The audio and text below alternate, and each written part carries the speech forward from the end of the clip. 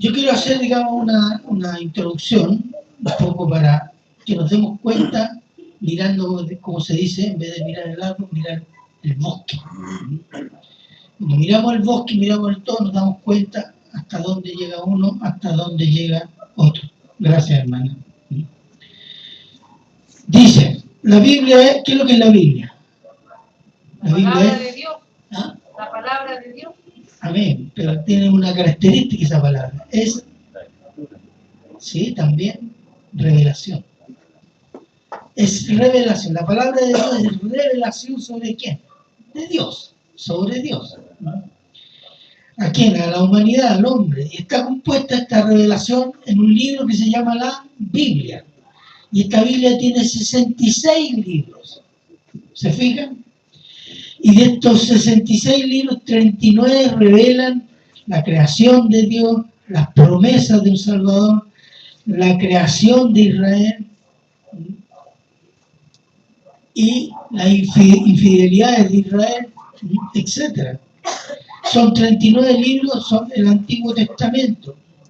¿Cuáles son los tres personajes más citados en el Antiguo Testamento? Que son Dios, la promesa del Mesías, porque a lo largo de todo el Antiguo Testamento se promete la venida del Mesías, con diferentes características. ¿Y cuál es el otro? Israel. ¿Cierto? Entonces, la segunda parte de la Biblia son 27 libros del Nuevo Testamento, de los cuales los 4 primeros siguen el tema del Antiguo Testamento, porque Dios ya no es la promesa, es la presencia del Mesías y el rechazo de Israel. Los 4 evangelios hablan de eso, ¿cierto? Estamos en el Nuevo Testamento. Después están los otros, ¿cuántos se llaman? Los otros libros, los otros, no le puse el número,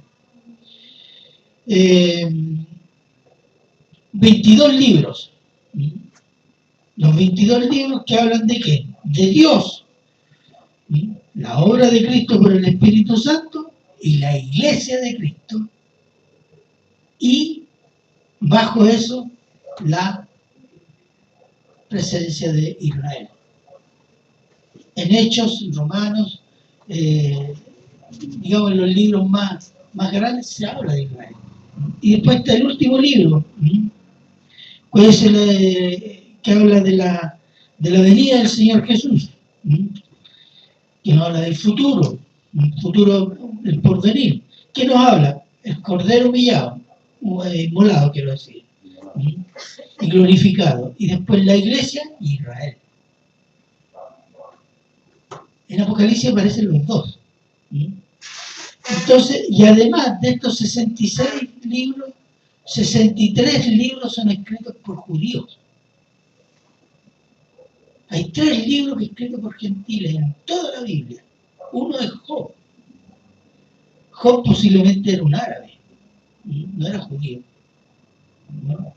Y otro libro, 2 libros en el Nuevo Testamento que son escritos por un autor que no es judío, y es Lucas, que escribe el Evangelio de Lucas y el libro de los Hechos. Él era un sirio, era un médico sirio. Entonces, este panorama, ¿qué nos muestra? La preeminencia de Israel. ¿Se fijan? Hasta en el Nuevo Testamento, incluso en el Nuevo Testamento, no se deja de mencionar a Israel. Esto para que entendamos que en la revelación de Dios, la importancia que Israel tiene para Dios. Y es tan importante aclararlo que el apóstol Pablo le dedica 3 capítulos del libro romano a aclarar esta cuestión. Y son 3 capítulos, y sobre todo este pasaje, el capítulo 2 es muy teológico. Y cuando digo teológico, es muy, como decir, proveniente de Dios. Esto no viene de la pluma y la pensada del apóstol Pablo. Esto viene de Dios. Y hay que tomarlo de esa manera, ¿no? No es que el apóstol Pablo era calvinista, arminiano, bautista, presbiteriano, pentecostal, no. Eso no. Él era el apóstol inspirado por Dios para escribir este aspecto que tanta polémica produjo en su tiempo, ¿sí? Y ha producido en la historia de la iglesia, ¿sí? Pero no por culpa del apóstol Pablo ni de la inspiración de Dios, por culpa de quién, de nuestro orgullo como iglesia. Bien, hace 2000 años Israel como pueblo de Dios rechazó y asesinó a su Mesías, por lo menos 5 razones por qué lo rechazó. Y esas 5 razones que vamos a mencionar son muy parecidas y subsisten en algunos casos con mayor o menor fuerza, incluso dentro de la iglesia. Vamos a ir viendo. Romanos 10.3. Vamos a estar ahí en Romanos. Romanos 10.3.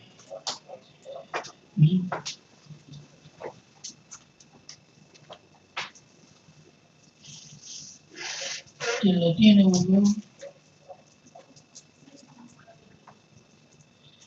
Romanos 10.3. Amén. Ya. Porque ignorando la justicia de Dios y procurando establecer la suya propia, no se han sujetado a la justicia de Dios. Es una razón. ¿Cuál es la justicia de Dios? La santidad de Dios, la rectitud de Dios, que se hace presente en Israel. Cristo. ¿Y qué dijo Israel? Yo tengo la ley, tengo el templo, ¿no? Y no le creo a Cristo. Y esa era su justicia. Dice, tenemos la ley, vamos al cielo. ¿Sí? Y se atuvieron a su propia justicia. ¿Sí? Y rechazaron a el Mesías prometido. En Marcos 6.3, se los leo yo. Cuando Jesús llega a Nazaret, ¿qué es lo que dicen? ¿No es esto el carpintero, hijo de María, hermano de Jacob, de José, de Judas y de Simón? ¿No están también aquí con nosotros sus hermanas? Y se escandalizaban de él. Es como decir, no, este cabro chico que andaba pateando piedras por ahí y toda su familia y están en la escuela con nuestro hijo y este se viene a creer el Cristo. ¿Ah? Y la razón, ¿sabe cuál es esa? Que lo vieron como un hombre simple y pobre. Entonces este no puede ser el Mesías. Aunque dice cosas extraordinarias. Así, no, pero este no puede ser el Mesías. Esa fue otra razón. Otra. Marcos 3.21. Se lo leo yo. O alguien que lo pueda tener, por favor. Marcos 3.21. 3:21. Amén. Sí. Cuando lo oyeron los suyos vinieron para prenderle, porque decían, está fuera de sí. ¿Qué? Está loco. Ajá. Está loco. Y eso es lo que decían los parientes y muchos judíos. No, este está loco. Entonces no le creyeron. Otra, Juan 11:47 y 48, se los leo yo. Cuando dicen, entonces los principales sacerdotes y los fariseos reunieron el concilio y dijeron, ¿qué haremos? Porque este hombre hace muchas señales. O sea, conocían que hacía milagros importantes y todo eso. Si le dejamos así, todos creerán en él y vendrán los romanos y destruirán nuestro lugar santo y nuestra nación. ¿Por qué no le creyeron? Porque ellos amaban el poder político, la influencia social. Y creyeron que Dios necesitaba a Israel. Y es Israel que necesitaba a Dios. Entonces, si no eliminan, aquí se acaba todo. No, era todo lo contrario, pero ellos no quisieron creer. Juan 8.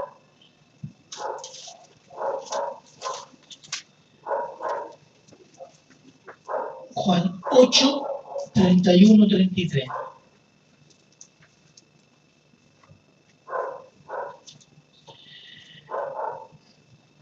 A ver, ¿Ya qué dice? Dijo entonces Jesús a los judíos que habían creído en él: si vosotros permaneciereis en mi palabra, seréis verdaderamente mis discípulos, y conoceréis la verdad, y la verdad os hará libres. Le respondieron: linaje de Abraham somos, y jamás hemos sido esclavos de nadie. ¿Cómo dices tú, seréis libres? La soberbia. ¿Ah? Tú dices que somos libres, nosotros no hemos sido esclavos nunca de nadie. Ellos habían sido esclavos de los cananeos por un tiempo, habían sido esclavos de Babilonia, habían sido esclavos en Egipto. ¿Ah? Eso se les olvidó, ¿se acuerdan? A nosotros se nos olvidan las bendiciones. Cuando estamos en bendición, no, si yo era buen ejemplo, bueno, por eso me eligió el Señor. No. Pero cuando andamos bien, decimos, no, es que el Señor me ama porque yo soy bueno. Todo lo contrario. ¿Ah? Entonces, eso, y la acusación más común que le hicieron, ¿cuál era? Viola el día sábado. No respeta el sábado. Y para eso, porque tenían un mal entendimiento del sábado, como algunos hoy día. Entonces decían, este no es ser de Dios porque no respeta el sábado. Y lo crucificaron. Pero se fija que todas las razones en qué están basadas. En que nosotros ya tenemos resuelto nuestro problema con Dios. ¿Qué me debería decir tú? Si yo tengo el Espíritu Santo. ¿Ah? Y hablo en lengua. Y soy profeta y tengo visiones, yo tengo resuelto mi problema. Israel era eso. Y hay mucho de eso hoy día dentro de la iglesia. Seguimos. A pesar del pecado enorme de Israel, de asesinar a su Mesías, el apóstol Pablo no enfatiza el pecado de Israel, sino que enfatiza el poder y la fidelidad de Dios a sus promesas. En Romanos 11, del 1 al 5, por favor. Ahí vamos a ver a Romanos. Estamos en la introducción, ¿no?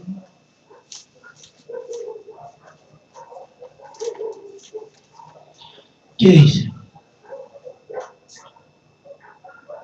Digo, pues, ¿ha desechado Dios a su pueblo?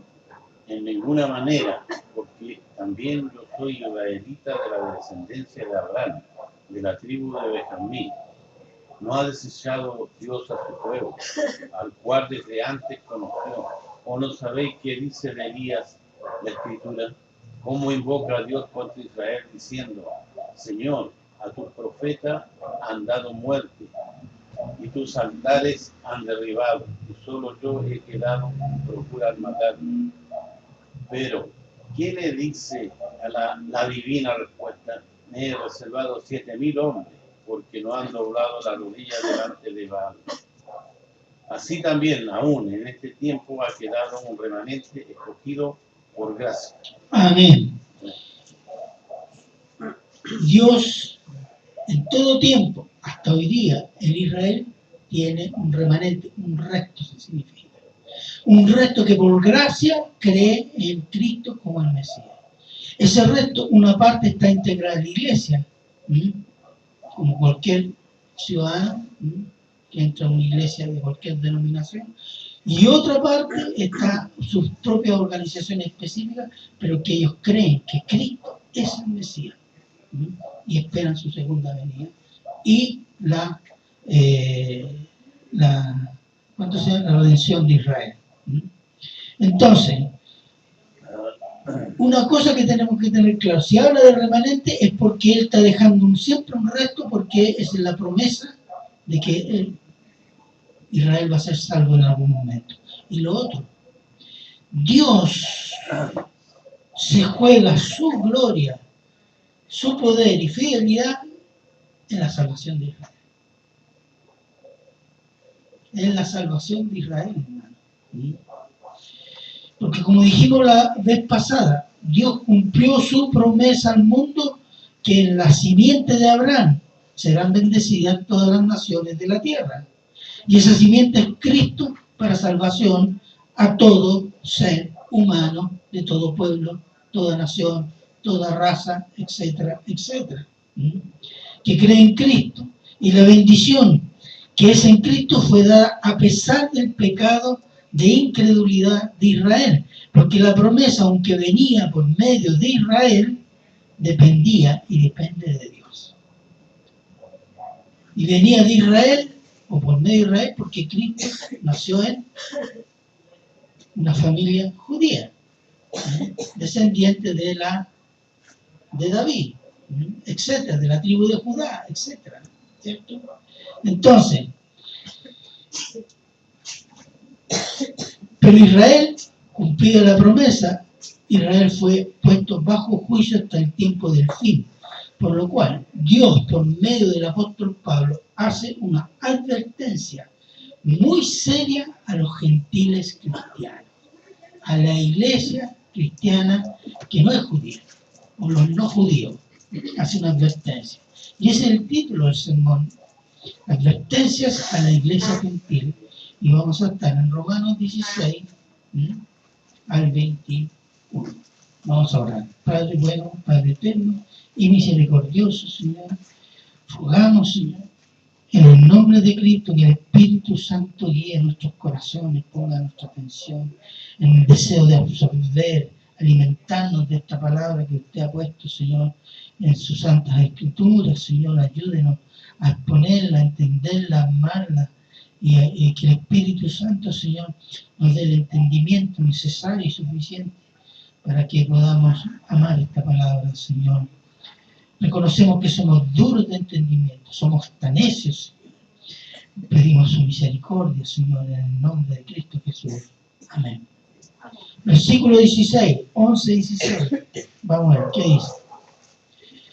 Dice, si las primicias son santas, también lo es la masa restante.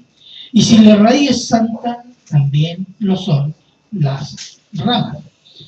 Bueno, si alguno quiere darse el trabajo de anotar los versículos anteriores, etcétera, o si me los pide, yo puedo entregarle después de la semana los versículos que están en el sermón.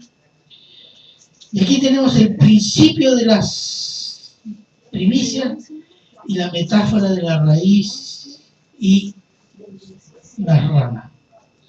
¿En qué consiste? ¿Qué es lo que quiere explicar el apóstol Pablo? Porque aquí comienza la explicación de que por qué Israel fue, digamos, descartado por ahora, pero no del todo, y a partir de ahí el Señor hace una advertencia a la iglesia gentil. Primicia, primero entender qué es lo que es la primicia. Las primicias en las fiestas judías eran las que se hacían después de la fiesta de Pascua. Y había una ceremonia, eran las primicias que se entregaban los primeros frutos de la cosecha, porque era tiempo de cosecha. Y las primeras cosechas que se hacían se entregaban al templo, eran ofrendas a Dios. ¿Por qué? ¿Cuál es el sentido? Que cuando se ofrendan las primicias, se ofrendan los primeros frutos, todo lo demás, toda la cosecha va a ser santa, va a ser bendecida, porque la primera fue para Dios. Entonces, así esa era una forma de decir, la primicia, ¿cuál es en la vida de un matrimonio? El hijo. Y la ley decía, el hijo mayor es de Jehová, conságralo a Jehová, porque así te va a bendecir toda la familia que viene después. ¿Quién vivió esa bendición? ¿Quién se acuerda? Ana. Exactamente. Ana le pidió un hijo a Dios y ella lo consagró. Después ella tuvo 3 hijos y fue, digamos, una madre feliz. Era su deseo de cumplir y ser bendecida por eso. Bueno, entendamos el fruto entonces, la primicia. Fruto que se ofrenda para esa fiesta. Veamos Deuteronomio 26, del 1 al 10.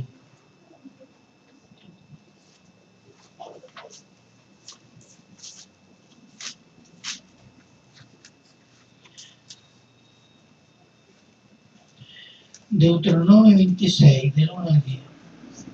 Amén. ¿Ya? Cuando hayas entrado en la tierra que Jehová tu Dios te da por herencia y tomes posesión de ella y la habites, entonces tomarás de las primicias de todos los frutos que sacares de la tierra que Jehová tu Dios te da, y las pondrás en una canasta, e irás al lugar que Jehová tu Dios escogiere para hacer habitar allí su nombre. Y te presentarás al sacerdote que hubiere en aquellos días, y le dirás: declaro hoy a Jehová tu Dios, que he entrado en la tierra que juró Jehová a nuestros padres, que nos daría. Y el sacerdote tomará la canasta de tu mano y la pondrá delante del altar de Jehová tu Dios. Entonces hablarás y dirás delante de Jehová tu Dios: un arameo a punto de perecer fue mi padre, el cual descendió a Egipto y habitó allí con pocos hombres, y allí creció y llegó a ser una nación grande, fuerte y numerosa. Y los egipcios nos maltrataron y nos afligieron, y pusieron sobre nosotros dura servidumbre.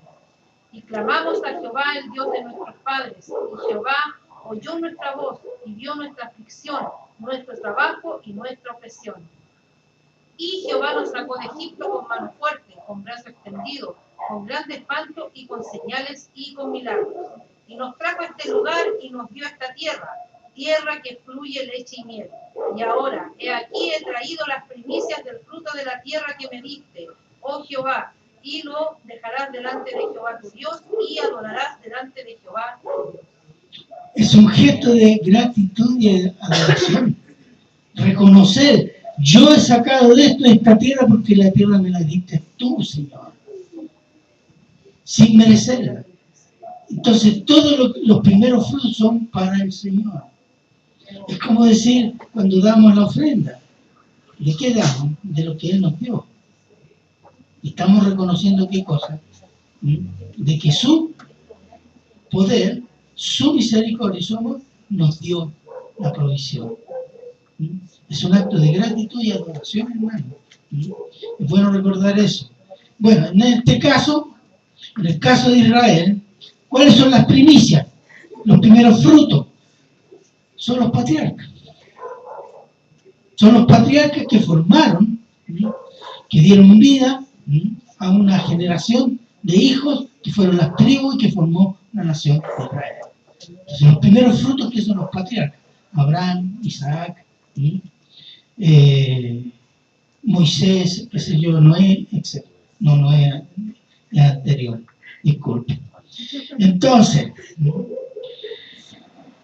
y que Dios santificó, porque los llamó y los santificó. Dios santifica los primeros frutos para Él.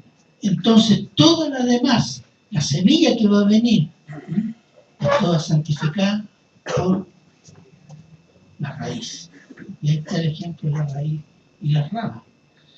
¿Cuáles son las ramas? La descendencia de Abraham, el patriarca, que Dios prometió ser los hijos de él, por la obediencia de Abraham, etcétera, etcétera, que ellos tenían que aprender de Abraham. Entonces, toda la descendencia será santificada, bendecida, si la raíz de la planta es santa, que son los patriarcas, las ramas, la descendencia, serán bendecidas con santidad. ¿Cuál es la raíz nuestra? Lo inmediato. ¿Son los apóstoles? Cristo. Cristo es el que vive en Cristo, es una rama de Cristo, ¿cierto? Porque Él es la raíz. Y si la raíz es santa, para estar en Cristo hay que ser santificado por Cristo. ¿O no? ¿No es? Bien. ¿Y qué nos bendice? La santidad. Versículo 17. Ya entendemos el concepto que ahí está, Romanos 11, 17.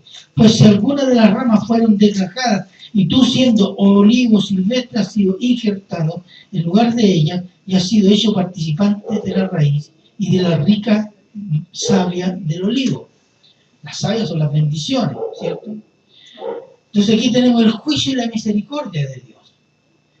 Pues si alguna de las ramas fueron desgajadas, y no te subraye alguna de las ramas. Y esto no dice todas las ramas, porque si dijera todas las ramas, todo Israel fue arrancado de la bendición. Pero antes nos explicamos que hay un remanente. Por eso dice algunas ramas. Fueron desgajadas. Algunos de Israel, y no de Israel, fue enjuiciado Es decir, los arrancó de las bendiciones prometidas a los patriarcas. Podó hizo una podadita y dejó en su pecado a los incrédulos. Hizo juicio. Israel mayoritariamente es incrédulo, porque está bajo juicio. La incredulidad de Israel es juicio. Y tú, siendo olivo silvestre, ahora, el olivo silvestre, ¿qué significa? Lo quemaban, porque el olivo silvestre no dejaba de crecer el buen olivo, y segundo, era amargo, y no servía para hacer aceite, y lo quemaban. Y por eso le dice, y tú, gentil, iglesia gentil, ese es el sentido, siendo olivo silvestre, olivo amargo, inútil, ha sido injertado y puesto, al puesto de las ramas que fueron arrancadas. ¿Para qué? Y ha sido hecho partícipe de la raíz santa y de las ricas bendiciones de salvación que Dios dio a los patriarcas de Israel por medio de la promesa del Mesías. Entonces, ¿cómo entramos a participar nosotros como iglesia que somos injertados en qué? En el proyecto redentor que Dios planteó, prometió a los patriarcas de Israel.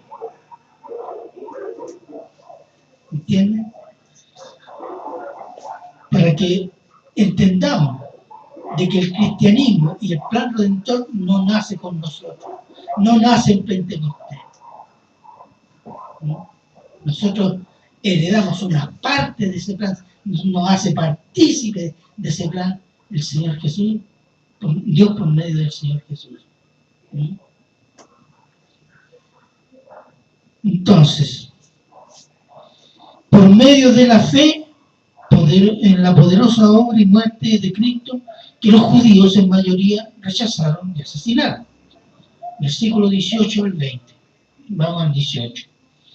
Aquí están las advertencias contra la soberbia de los cristianos gentiles. Versículo 18, primera advertencia. No te jactes contra las ramas, y si te jactas, sabe que no sustentas tú a la raíz, sino la raíz a ti. Amén. No presumas, no te presumas que eres mucho mejor que los israelitas. No te presumas de eso, para nada. ¿Por qué? Contra la rama.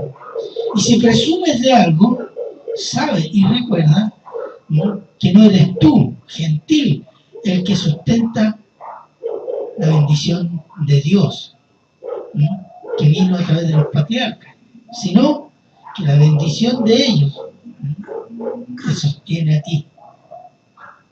La bendición que recibieron los patriarcas de Israel es la que me sostiene, la bendición, salvación por medio del Mesías. ¿Dónde? ¿En qué parte? Vamos a ver eso. ¿Cómo sabemos o podemos entender que Abraham y los patriarcas fueron convertidos, santificados por medio de Jesucristo? Veamos un versículo, Juan 8:56.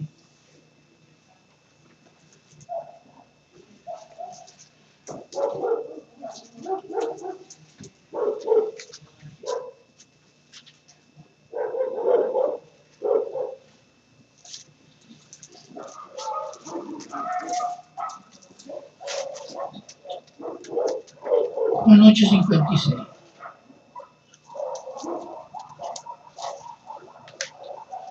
¿Quién lo tiene, por favor? Amén. ¿Ya? Dice, Abraham vuestro padre se gozó de que había de venir mi día, y lo vio y se gozó. Mira lo que dice el Señor Jesús, le dice a los judíos, Abraham vio mi día de venida, redimir el pecado, un día glorioso. ¿Cuándo lo vio? ¿Dónde está escrito? Entonces se pregunta, seguramente hubo ahí, no sé, el Señor se mostró en algún momento a Abraham, pero no está, sí está. Génesis 22:8. Y es una frase, pero que refleja que Dios le reveló esto a Abraham. Miren, Es el pasaje que habla de cuando Dios pide a Abraham el sacrificio de su hijo Isaac. Y el niño, caminando ya, llegando al lugar, lleva la leña y le dice, pero padre, el cordero, el animal. Y mira la respuesta de Abraham. Y respondió Abraham, Dios se proveerá de un cordero para el holocausto, hijo mío. E iban juntos. En ese momento, esa frase revela que Abraham recibió esta revelación de que del Mesías que iba a venir a salvar. Y precisamente Juan, el Bautista, cuando ve a Cristo, ¿qué dice?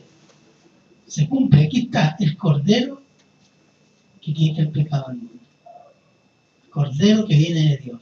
El Cordero que anunció ¿quién? Abraham. Entonces, suponemos correctamente de que Abraham enseñó a sus hijos esta promesa. Así que Israel no la desconocía. Estaba en los libros y estaba en la tradición judía, antigua y más nueva, que se corrompieron después. Para decir, sí, ellos esperaban un Mesías, pero ellos ya no lo esperaban para liberarse del pecado, no, para liberarse de los romanos y ser ellos la nación dominante de todo el mundo conocido en aquel tiempo. Entonces, eso es para que entendamos de que Dios no ha dejado nada al azar.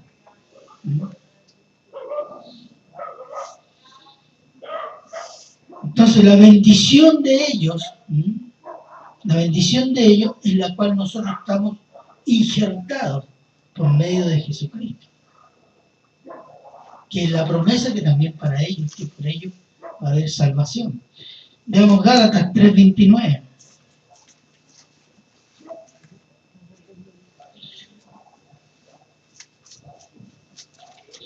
¿Quién lo puede estar ahí, por favor? Gálatas 3:29.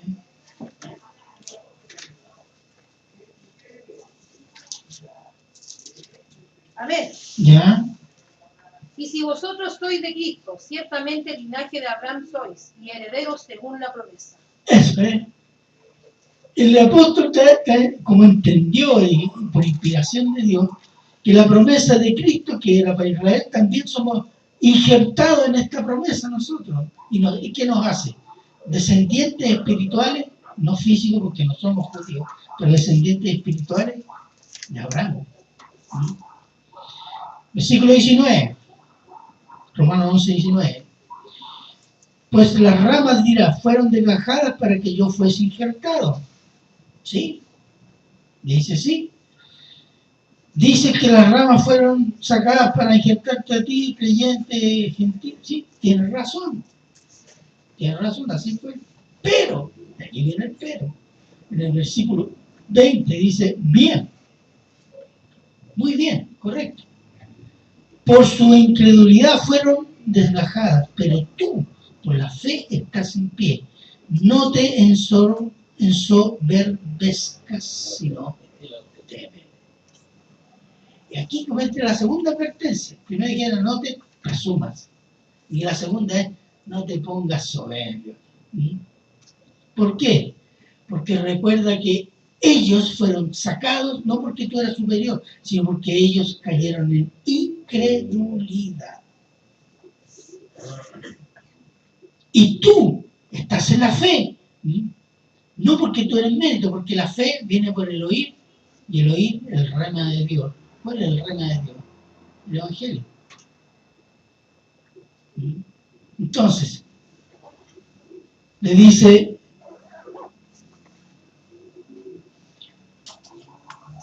sigo por acá, porque ellos construyeron su propia doctrina y no creyeron en lo que se les había prometido desde el tiempo de Abraham. Ellos ya se creyeron salvos. Querían un Mesías político, no un Mesías redentor del pecado.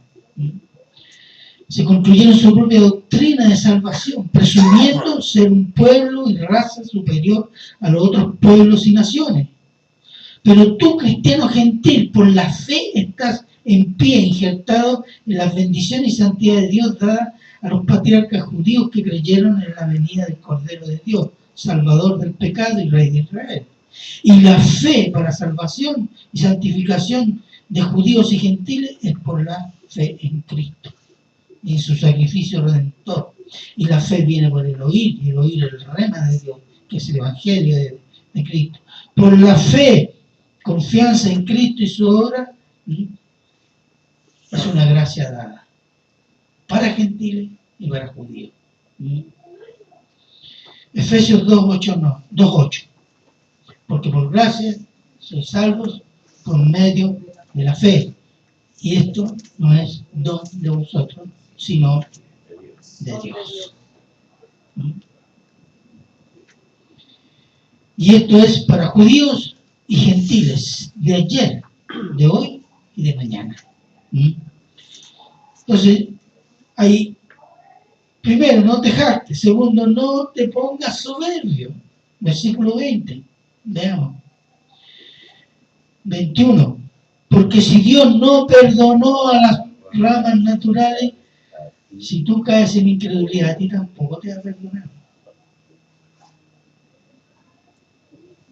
Fíjese que esto es, a veces, este pasaje mucha gente dice, no, es Israel que está hablando de la iglesia. No, está hablando de dos instancias. Una es Israel nacional, racial, porque son judíos, de raza. Y la otra es la iglesia, que es multirracial, porque participan gente de todas las razas, o multinacional, etc. Entonces, no te enorgullezcas porque si no perdonó a las ramas naturales, a aquellos que fueron bendecidos por Dios, aquellos que se les dio la ley, aquellos que se les dio el templo, aquellos que se les dieron los milagros, aquellos que fueron una nación poderosa y cayeron, no fueron perdonados en su incredulidad y su pecado cuando se volvieron contra Dios. Dios los soportó, Dios tuvo paciencia, pero al final, si persistieron en eso, Dios los castigó. Qué paciencia Dios tiene. Una vez me dijo mi mamá, Israel le sacaba canas verdes a Dios. Y yo le dije, si supiera la que le sacamos nosotros. ¿Entiendes? Pero así fue, ¿cierto? Y en la advertencia, la tercera advertencia es esa: cuídate de no caer en la incredulidad. Tú, cristiano gentil, porque estás en la misma exacta condición que tú, Israel. Puedes caer en la incredulidad. Entonces,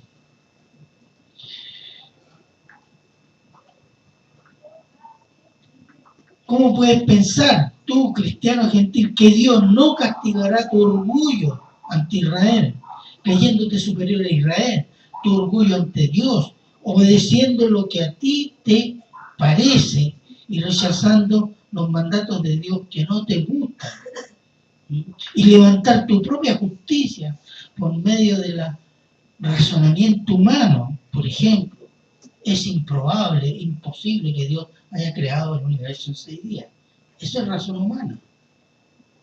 Pero eso es soberbia humana ante Dios. O lo otro, por medio de sentimientos y corazonadas humanas. Yo siento que el Señor me manda eso. No tiene nada que ver con la Biblia, es contrario a la Biblia. Pero se hace justicia. Eso es crear la propia justicia. La propia justicia está centrada en el hombre, no en lo que Dios dice. Y eso hicieron los israelitas. Y eso está haciendo la iglesia hoy día. Tomando en poco, ¿qué cosa? La palabra de Dios. Eso dice no, es que yo no lo siento. Eso es tomar en poco la palabra de Dios. Dios es fiel a sus promesas, a Israel y a la iglesia. Porque Dios es fiel a sí mismo en cumplir las promesas de bendición y las promesas de maldición y juicio. Para que no acordemos que si Dios es fiel, que bueno, estamos pensando en puras bendiciones. No, piensa también en juicio. Dios va a ser fiel a lo que ha dicho que va a poner bajo juicio. El orgullo de Israel lo llevó a juicio. El orgullo está arruinando a la iglesia de Cristo. Y el orgullo está destruyendo la vida del cristiano.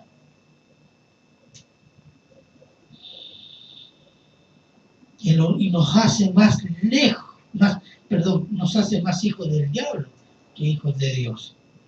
El orgullo es creer que yo puedo solucionar mi vida en todos los aspectos y no en Dios ni en Cristo con su palabra. Eso es Israel. Esto está haciendo la iglesia y eso es lo que está limitando la vida de los cristianos para una vida plena en Cristo. Porque no hay sometimiento a Dios, ni a Cristo, al Espíritu Santo, ni a su palabra. El orgullo es nuestro veneno, el orgullo es la base de nuestra naturaleza pecaminosa. El orgullo es anteponerse ante Dios. No se trata de que sea rico o pobre. Ustedes vieron el ejemplo de Francisco. Un hombre arruinado, una vida arruinada. ¿Pero qué le dice al mundo? No, yo me la arreglo solo. Ahí está. Muchas veces nosotros en nuestra vida cotidiana somos muy orgullosos con Dios. Muy soberbios. Hasta nos enojamos con Dios. Eso está en nuestra naturaleza. No la podemos santificar para decir que hay que elevar la autoestima. Porque la autoestima es blasfemia contra Dios. Es exaltar al hombre, no a Dios. Y eso está sucediendo en la iglesia. La advertencia que dice el Señor, el apóstol Pablo, diciendo, iglesia, no seas orgullosa como Israel. Porque si el Padre castigó a su pueblo amado, su pueblo bendecido, lo castigó, no creas que tú escapas de esto, si caes en el mismo pecado. Yo no sé cuánta iglesia, perdonen hermano que diga esto, va a ir a la vida eterna. Yo a veces escucho predicación, yo no sé si esa gente va a ir a la vida eterna. Y no importa el fervor, porque déjeme decirle que los mormones son muy fervorosos. Los satánicos también son muy fervorosos. Los hindúes, los católicos, el fervor nunca me han dado al cielo a nadie. Me han dado al cielo en la fe en Cristo. Servir a Cristo, vivir para Cristo. Eso sí. Entonces, el orgullo es nuestro problema. Y en esto no tenemos ninguna diferencia con Israel. Ninguna. Absolutamente. Y estamos en un momento de este siglo XXI en que hay iglesias, no pocas, y a veces enteras denominaciones en algunos países que han abrazado la homosexualidad como un derecho al amor. Un pecado aberrante para Dios y destructivo para la sociedad. Hay iglesias que lo han abrazado y lo defienden con mucho fervor. Ustedes no se meten en las páginas internacionales, pero hay cosas repelentes, asquerosas. Como que un pastor casa a 2 pastoras lesbianas. Como que una iglesia en Nueva York pone un pastor transexual.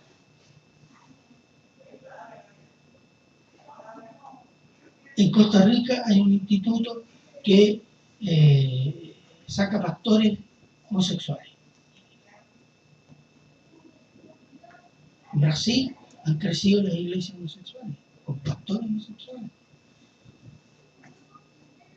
Entonces, nosotros estamos aquí en nuestro cuarto protegido, ahora sí tenemos problemas, Pero si uno empieza a pesquisar las noticias del mundo, mira hermano, es una cosa espantosa. La iglesia ha caído en apostasía, mayoritariamente puede haber, que sea iglesia, y estoy hablando de Estados Unidos, Europa y América Latina. Porque no hablamos de las iglesias de África donde los musulmanes lo están matando. Ahí nadie se atreve, pocos se atreven. Los verdaderos cristianos se declaran cristianos. Pero lo que es en Occidente, hermano, hay una decadencia que ni siquiera nos imaginamos. Y eso, ¿cuál ha sido la base? Abandonar la palabra y decir, yo decido lo que es santo y lo que no es santo. Y decidieron que la homosexualidad es santa. Y que Dios ya no condena eso. ¿De dónde lo sacaron? De su pecaminoso corazón. Y muchos de los pecados que hacemos nosotros son eso, orgullo. Yo lo hago, yo decido, yo. Y eso es tropiezo, hermano, para el crecimiento. Es tropiezo para que Dios nos bendiga.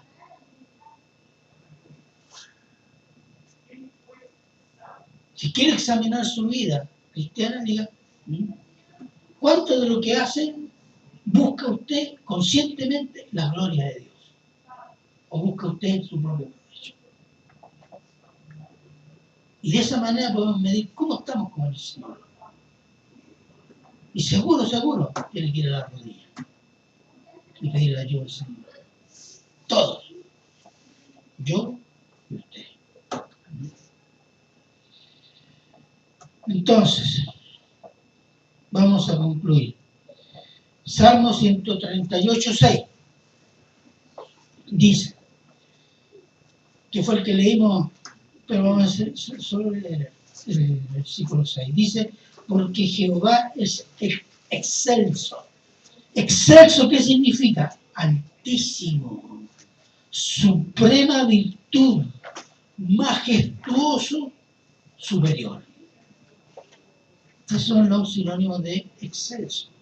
Entonces podríamos decir, porque Jehová es supremo y altísimo, y atiende al humilde, al que se humilla delante de él, y él lo atiende, lo escucha, lo favorece.